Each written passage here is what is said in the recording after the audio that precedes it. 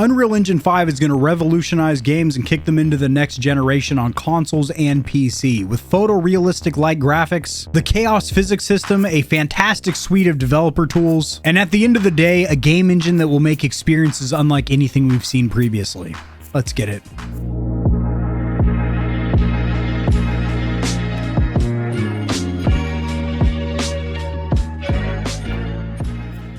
Alrighty, Stallions and Stallionettes, welcome to the Gamer Heaven. I am your host, AK40 Kevin. I have 3 articles pulled up that will be cited or sourced down there in the description below, as I do anytime I cover any news in the gaming community or industry. So if you want to get a little bit further detail or view some of the video clips that I'm going to be playing in this video, you have access to those resources. Now I'm going to be playing a few clips from the State of Unreal 2022 event, as well as reading a couple of excerpts and direct quotes from these articles, plus giving my personal opinion on Unreal Engine 5 and how it is going to revolutionize games and bring them into the next generation. Truly, I'm going to do my best to articulate and explain why this is a fantastic game engine for developers with all the tools they have integrated in one program at their disposal, and how that all translates to us, the gamer, what we are going to see and experience with these future games built on the Unreal 5 engine. Now let's start with a brief rundown of what Unreal Engine 5 is. Unreal Engine, this now being the 5th version or iteration, is a very common and powerful game engine and development tool with a suite of programs or plugins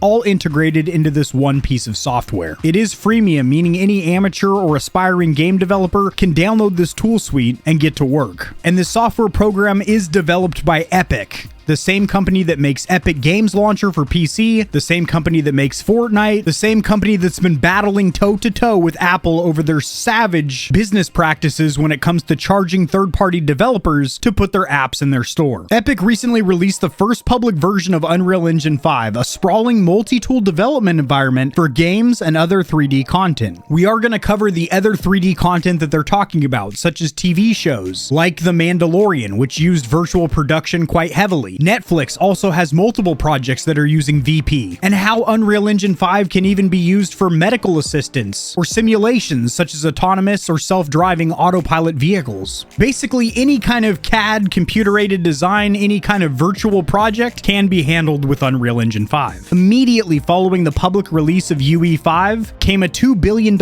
investment from Sony and the Lego family. Engines are a general name for the tools developers use to create and manipulate the visuals, sounds, physics, and other aspects of 3D production. Whether that's a game, a movie, or something less well-defined like an augmented reality experience. Not that long ago, you might make your 3D model in one program, animate them in another, create the sounds in another, then use another program for game logic, another one for lighting, yet another one for physics, and a dozen other programs or plugins to build your project. Over time, game engines have grown to encompass more and more of this process in one place. Unreal Engine 5, often abbreviated UE5, is the most capable and integrated engine yet, putting high-end graphics and visual design together with audio, lighting, animation, and other capabilities. In particular, UE5 allows for much improved graphical fidelity by removing the need for developers to separately define how an object is lit, by substituting a universal lighting engine and the level of detail visible by dynamically scaling down the highest fidelity model. These alone make up a large amount of the work when it comes to making a game look good. Dynamic lighting takes a lot of work to pull off, and designers often have to make several versions of every object and character with varying levels of detail. There are also built-in animation systems and sound design that plug right into other aspects of the engine, so you don't need to bother importing your work from another tool. Special processes for making convincing human faces and bodies. So why should you care about all this? Because this game engine is going to make next generation gaming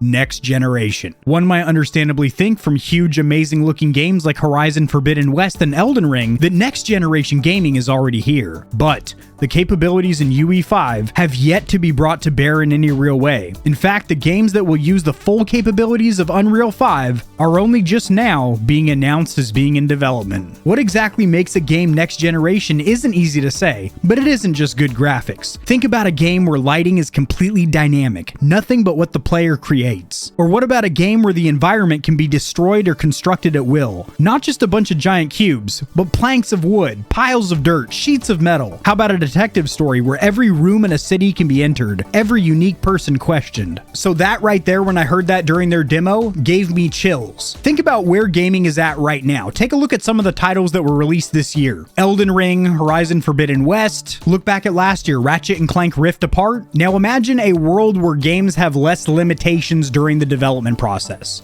where the people that create these games have all the tools they need in one suite, one program, to where they can pump out games quicker, but not just quantity of games, quality of games as well, as it is including everything from dynamic lighting to a kick-ass physics engine, all under one roof or umbrella. The final product is you being able to see a damn fine image on that 4K TV. You can tell this is a topic I'm pretty passionate about. Unreal Engine 5 isn't just for games. This technology can be used for concerts, real and virtual, VR and AR features. That's virtual reality and augmented reality. One perfect example is something like MetaHuman, Unreal's tool for creating highly realistic in-game characters. Sure, these characters could be used as NPCs in a video game, but they could also be used as virtual doctors in a healthcare app, virtual online assistants in an application, posable models for an artist, or realistic pedestrians in simulators that robots use for self-driving cars to learn from. This will also stretch into the movie and TV realm. The Mandalorian proved that virtual production, essentially shooting a show inside a giant circular wall of displays, is a real option for prestige media. Since then, many other productions have turned to VP, with Netflix in particular embracing it to the point of funding a huge, rotating set for the next show from the creators of Dark.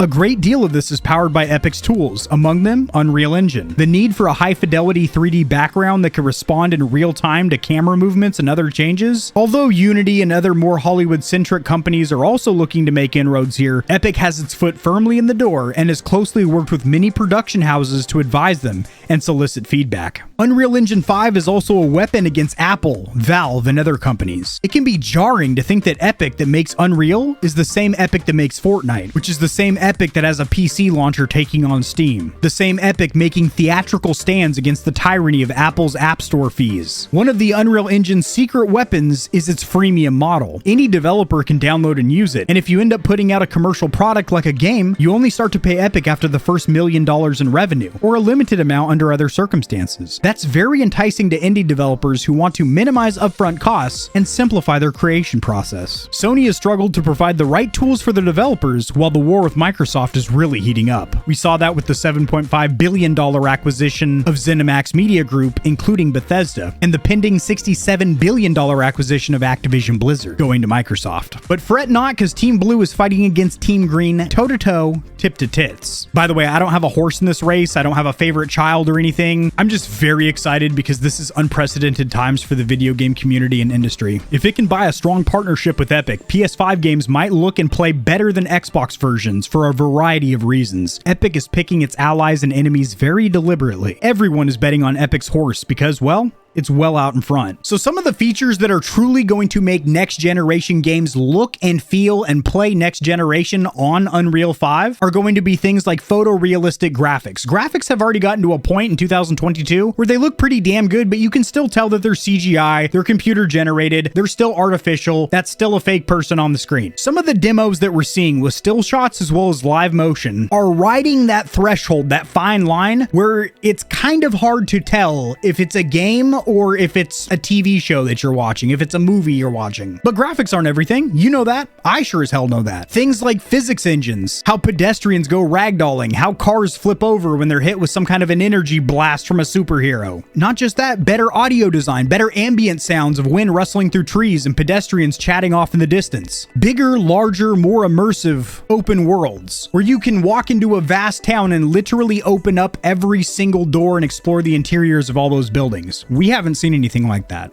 Imagine a game where every single NPC on the street can be talked to and has something different to say every time you talk to them. Gaming is finally at a point where the hardware that we have can back up software like this. The PlayStation 5 and Xbox Series X, with 12.1 and 10.3 teraflops of graphical performance respectively, are nipping at the heels of high-end PCs for a fraction of the price. They also now include SSDs or solid-state drives instead of mechanical hard drives, meaning that they can load game assets incredibly fast. So other than virtually no loading loading times, or in fact, several games have 0 load times. For example, Ratchet & Clank Rift Apart, there isn't a single load time in that game. And you might think, well, they're hiding it behind a cutscene or something. Nope, because you can skip all those. But that is going to come and play directly with these large open worlds where a ton of data is getting constantly pulled out of those game files. For example, launching into the air as a superhero and all of a sudden you can see the whole town with a long draw distance. That's taking a lot of data. We have more immersive controllers with things like the DualSense controller that have adaptive triggers that get stiffer or lighter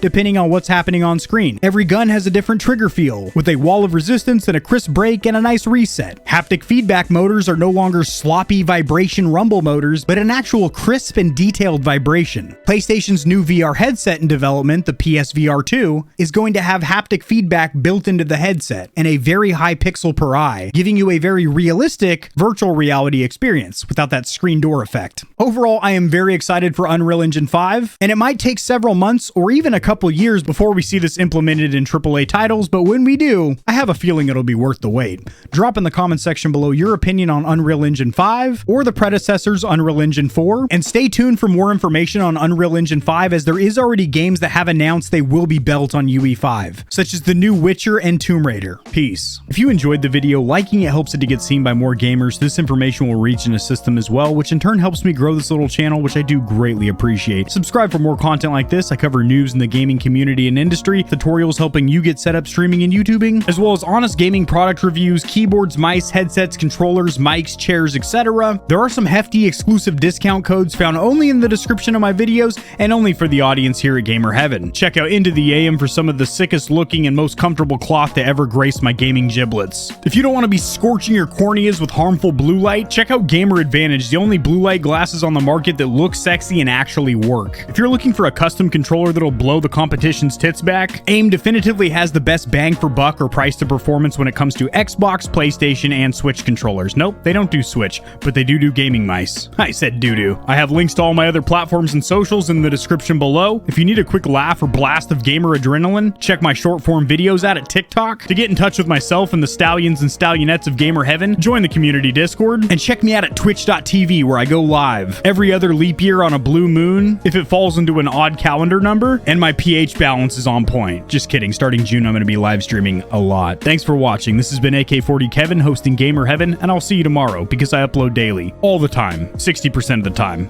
sometimes, most of the time. Peace.